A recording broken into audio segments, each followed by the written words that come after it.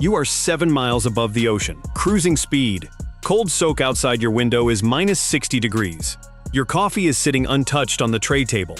And then, without warning, the engine noise disappears. Not louder, not softer. Gone. Just wind. No shudder, no bang. Just an eerie quiet that suddenly makes the whole cabin feel wrong. This is the moment every nervous flyer imagines. Both engines, dead, at 35,000 feet. So what actually happens next? Does the plane drop like a stone? Do you have seconds to live? Or is there more time and more control than you think? Stick with me, because this has happened before. More than once. Real flights, real passengers, and the answers are stranger and far more reassuring than almost anyone expects. First, you need to understand what an engine on an airliner is actually doing up there. It is not holding the plane up. Wings do that. The engine's only job is forward thrust, pushing air backward so the wings keep generating lift. Take the thrust away, and the wings do not stop working. They just need a new way to keep moving through the air. And there is one available: gravity. The moment both engines quit, the aircraft becomes a glider. A very heavy, very fast glider, but a glider all the same. The nose gently drops. Airspeed is maintained by trading altitude for forward motion. It is the same principle that lets a paper airplane cross a room instead of dropping onto the floor in front of you. Think about how a wing actually works. Air flows over the curved top and under the flatter bottom, and that difference in airflow creates lift, pushing the wing upward. That process does not care where the forward motion comes from. An engine can provide it. So can a downward slope through the sky. As long as air keeps moving across the wings keep working. That is the entire secret behind a dead stick landing. A modern airliner has what is called a glide ratio of roughly 15:1. That means for every 1,000 feet it sinks, it can travel about 3 miles forward with 0 engine power. From 35,000 feet, that adds up to more than 100 miles of gliding distance. 100 miles with no engines running at all. That is not falling. That is flying, just without a push. It also buys the crew something just as valuable as distance: time. Roughly 15 to 20 minutes of it, minute by minute, to think, to communicate, and to plan. But here is the part that sounds unbelievable until you hear it happen for real.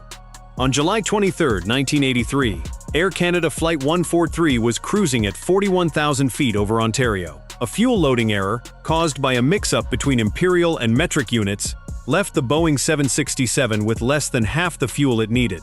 Both engines flamed out, one after the other.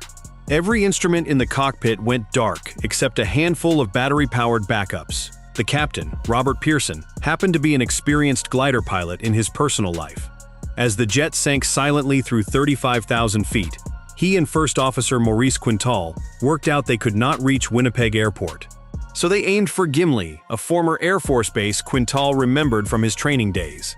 What they did not know was that Gimli had been turned into a racetrack, and a car race was happening on the runway at that exact moment. With no engine power, the big jet was gliding at roughly 12:1, steeper and less forgiving than a purpose-built glider, so every mile mattered. Pearson used a maneuver almost never taught to airline pilots, a sideways slipping turn borrowed straight from small glider flying, to lose extra height fast without picking up dangerous speed. With both engines gone, the aircraft had also lost its main electrical power, so most cabin systems and cockpit instruments simply went dark, leaving the crew to fly with only a handful of battery-backed dials. The Boeing touched down, rolled to a stop just short of the crowd, and every single person on board walked away. It is remembered today as the Gimli Glider. Now picture something even stranger. June 24, 1982. British Airways Flight 9, a Boeing 747 packed with passengers, cruising at 37,000 feet on a night flight to Perth, Australia. Without any warning from radar or weather reports, the jumbo jet flew straight into an invisible cloud of volcanic ash from an eruption on the ground far below. The first sign was strange: a flickering blue glow crawling across the windshield, a natural static effect pilots call St. Elmo's fire, followed by a faint smell of smoke drifting into the cabin. Inside the engines, that ash melted from the heat and coated the internal parts in glass. One by one, all 4 engines shut down. Not 2, all 4. The captain calmly informed everyone on board that all 4 engines had stopped and the crew were working the problem. Then the crew began gliding a fully loaded jumbo jet through darkness, over open ocean, with no thrust at all, sinking at close to 2,000 feet every minute. As they descended, cooler air outside caused the glassy ash coating inside the engines to crack and flake away. At around 13,000 feet, with shockingly little altitude left to spare, one engine caught, then a second, then the rest. The crew diverted and landed safely in Jakarta. Every one of the passengers and crew survived. And one more, because this one broke a world record. August 24, 2001, Air Transat Flight 236, an Airbus A330, with 306 people aboard, flying from Toronto to Lisbon. A cracked fuel line, caused by a maintenance part that did not match the aircraft, had been silently draining fuel for over an hour. The crew misread the warning as a sensor fault. By the time they understood the real problem, it was already too late to save enough fuel. Somewhere over the middle of the Atlantic Ocean, at around 39,000 feet, the right engine died. 20 minutes later, the left engine went too. Captain Robert Pichet, another pilot with real glider experience, pointed the nose toward the Azores Islands and began the longest unpowered glide ever flown by a passenger jet, nearly 65 nautical miles with zero engine power. He landed the powerless Airbus on a runway in the Azores so hard the tires blew out, but the aircraft stayed on the ground and stopped. All 306 people on board survived. You already know the fourth story, even if you did not know the details. January 15, 2009. U.S. Airways Flight 1549 climbed out of LaGuardia Airport in New York and struck a flock of Canada geese less than 3 minutes after takeoff, at just under 3,000 feet. Both engines lost thrust almost instantly. This time there was no room for a long glide, no time to run every checklist. Captain Chesley Sullenberger had barely 3 minutes to decide what came next. He chose the Hudson River. The Airbus touched down on the water, wings level, fuselage intact, and every single one of the 155 people on board got out alive. It became known as the Miracle on the Hudson, and it proves the same lesson from a completely different altitude and a completely different amount of time to react. 4 different causes, 4 different aircraft, 4 completely different outcomes that ended the exact same way. Nobody died. So how does a plane with dead engines still respond to the controls? This is the part most people never learn. Airliners carry a hidden backup called the Ram Air Turbine, or RAT. It is a small propeller tucked inside the fuselage or wing, and the instant main power is lost, it swings out into the airstream like a tiny windmill. Wind alone spins it fast enough to generate hydraulic pressure and electricity, just enough to keep the flight controls, radios, and critical instruments alive. It is not powering the whole airplane. It will not run the cabin lights or your in-flight entertainment screen, and it needs a minimum airspeed just to keep spinning.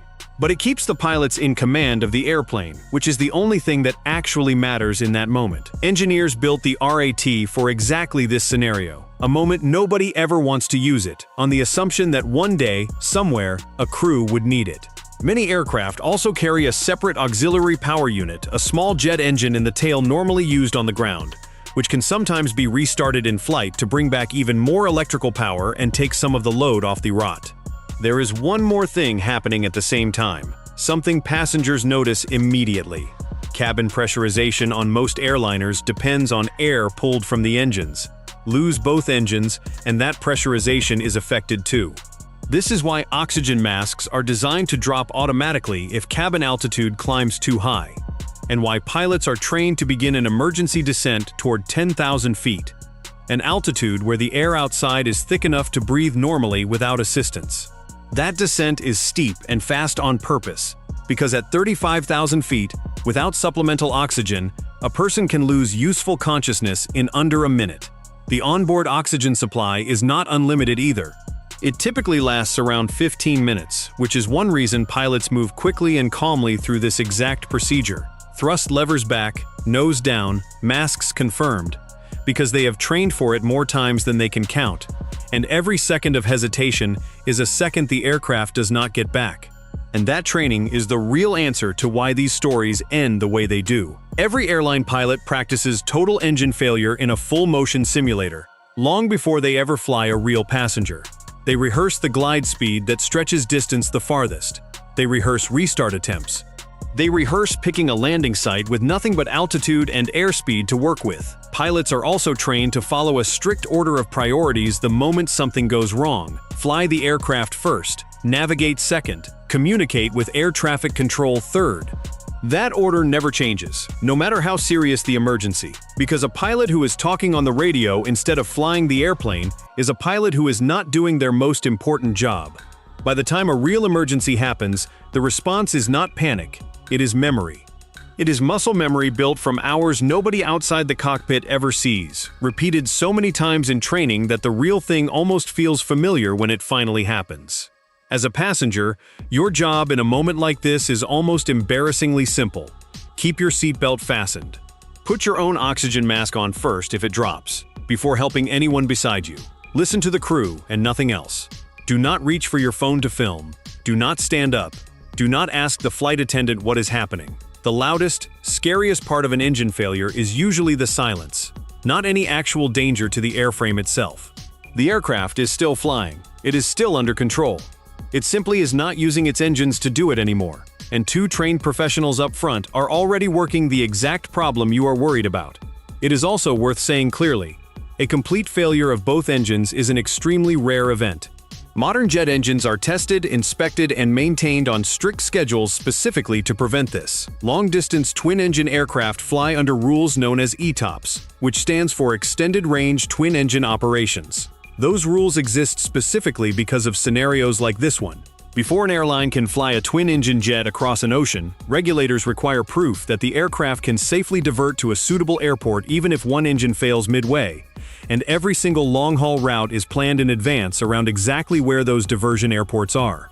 The stories in this video are not everyday occurrences. Fuel mismanagement, volcanic ash, and bird strikes each cause these failures for entirely different reasons, and each time, they are the rare exceptions to an otherwise remarkable safety record. And even in those rare exceptions, trained pilots and backup systems brought everyone home. So next time you are cruising at 35,000 feet and the engines hum quietly outside your window, remember this. Those engines are not the only thing keeping that aircraft in the sky. The wings, the design, the backup systems, and two trained pilots up front are all doing their job too. And history has already shown what happens when every one of them is put to the test. Again and again, decades apart, on different aircraft, over different oceans, with the exact same result. If this kind of real aviation story fascinates you, you are exactly who this channel is made for. Subscribe now so you never miss the next one, drop a comment telling me which flight surprised you the most, and hit like if you learned something today. It genuinely helps this channel grow. There is another story just like this one waiting for you right now, so tap that next video and keep flying with me.